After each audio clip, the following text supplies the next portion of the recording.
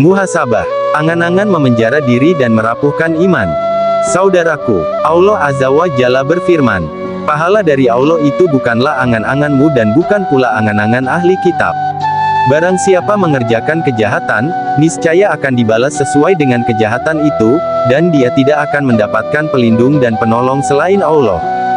Quran Surat An-Nisa, 123. Ayat ini mengajarkan kepada kita untuk tidak terbuai oleh mimpi-mimpi indah atau angan-angan kosong. Angan-angan al-amani adalah ilusi atau khayalan dan merupakan salah satu alat atau perangkat yang dipergunakan syaitan untuk menyesatkan umat manusia. Menurut pakar tafsir Al-Razi, angan-angan itu tercela dan dikecam oleh agama, karena menimbulkan dua keburukan, yaitu 1. Sifat loba al-hirsh. Karena loba, seseorang bisa menghalalkan segala ambisi untuk menggapai keinginannya. 2. Sifat ingin kekal al-amal di dunia. Karena merasa kekal di dunia, seorang bisa lupa diri dan tidak perlu bertobat, serta tidak akan berpengaruh baginya nasihat. Saudaraku, menurut Imam Ghazali, seseorang yang membenamkan diri dalam dosa dan maksiat kepada Allah Azza wa Jalla, tetapi ia berharap memperoleh surganya, maka harapannya tentu tertolak. Rasulullah Shallallahu Alaihi Wasallam pernah menyebut orang yang berbuat demikian sebagai orang yang kerdil dan tidak tahu diri.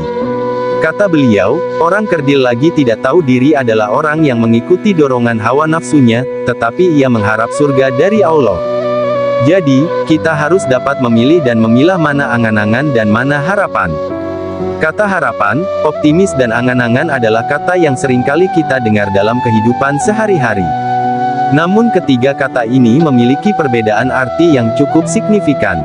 Harapan adalah sebuah keyakinan akan masa depan yang lebih baik dan di saat yang bersamaan muncul keberdayaan untuk mewujudkan hal tersebut.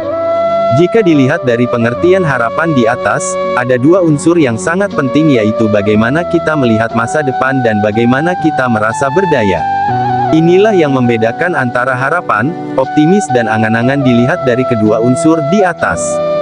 Optimis, memiliki unsur yang pertama, yaitu memiliki keyakinan yang tinggi terhadap hal-hal yang akan terjadi di masa depan, namun kita tidak memiliki daya kuasa untuk mewujudkan hal tersebut. Angan-angan, justru tidak memiliki kedua unsur di atas. Angan-angan adalah sebuah keinginan akan sesuatu yang terjadi di masa depan, yang keinginan tersebut tidak didasari oleh keyakinan yang kuat bahwa hal tersebut akan terjadi, di saat yang bersamaan juga tidak ada kuasa atau kendali di dalam mewujudkan hal tersebut. Ketiga hal di atas, baik harapan, optimis dan angan-angan memiliki satu kesamaan, yaitu adanya keinginan.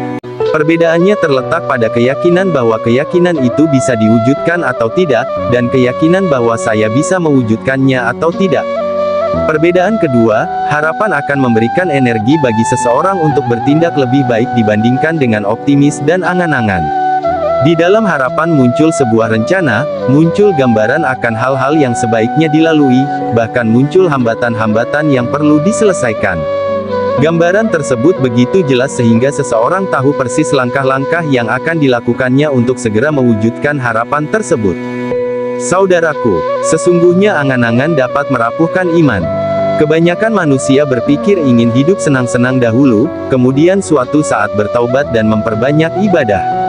Namun naas, maut menjemput saat mereka sedang lalai dan belum banyak bekal amal.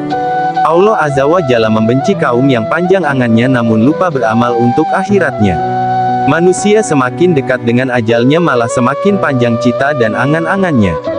Usia semakin tua, malah semakin bertambah kecintaannya terhadap dunia. Rasulullah Shallallahu Alaihi Wasallam bersabda, orang yang sudah tua senantiasa berhati muda pada dua perkara, dalam cinta dunia dan panjangnya angan-angan. Hadis riwayat Al-Bukhari No. 6420. Oleh karena itu, tinggalkan angan-angan yang muluk-muluk dalam hidup kita. Ini penting untuk kita meningkatkan iman. Sebab, hakikat dunia hanya sesaat saja.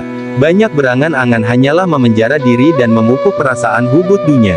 Padahal, hidup di dunia hanyalah sesaat saja. Allah Azza wa Jalla berfirman, maka bagaimana pendapatmu jika kami berikan kepada mereka kenikmatan hidup bertahun-tahun? Kemudian datang kepada mereka azab yang telah diancamkan kepada mereka. Niscaya tidak berguna bagi mereka apa yang mereka selalu menikmatinya. Quran Surat Asy-Syu'ara 205-207. Semoga setiap kita selalu ada harapan dalam diri, diiringi dengan komitmen melakukan perubahan dan perbaikan, tidak sekedar melanjutkan apa yang sudah dilakukan, karena itulah satu-satunya alasan mengapa kita masih berjuang meraih ridha-Nya dalam kehidupan ini. Semoga Allah Azza wa Jalla mengaruniakan hidayah-Nya kepada kita, sehingga kita tetap istiqomah senantiasa menjauhi angan-angan yang dapat merapuhkan iman. Lakukanlah perubahan meskipun dari hal-hal kecil dan sederhana agar memperoleh masa depan yang lebih baik untuk meraih ridha-Nya. Amin ya Rabb. Wallahu alam bisawab.